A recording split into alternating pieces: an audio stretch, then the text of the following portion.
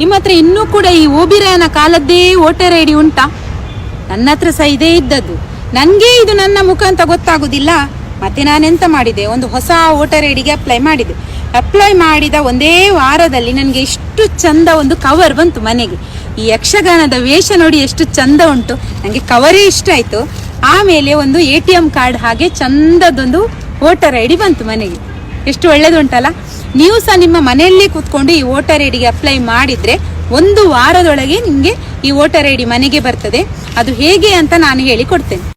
Play Store ಅಥವಾ app ಸ್ಟೋರಿಗೆ ಹೋಗಿ voter helpline app download ಮಾಡಿ, new voter registration button click ಮಾಡಿ, ನಿಮ್ಮ ಮೊಬೈಲ್ ನಂಬರ್ ಎಂಟರ್ ಮಾಡಿ, ನಿಮಗೆ ಒಂದು OTP ಬರ್ತದೆ, ಅದನ್ನು ಅದರಲ್ಲಿ ಎಂಟರ್ ಮಾಡಿ. ಅದಾದಮೇಲೆ ನಿಮ್ಮ ಅಕೌಂಟ್ ಕ್ರಿಯೇಟ್ ಆಗ್ತದೆ. ನಿಮ್ಮ ಎಲ್ಲ ಡೀಟೇಲ್ಸ್ಗಳನ್ನು ಅಲ್ಲಿ ಫಿಲ್ ಮಾಡಿ, ನಿಮ್ಮ ಆಧಾರ್ ಹಾಗೂ ಫೋಟೋ ಕೂಡ ಅಪ್ಲೋಡ್ ಮಾಡಿ ಸಬ್ಮಿಟ್ ಕೊಡಿ.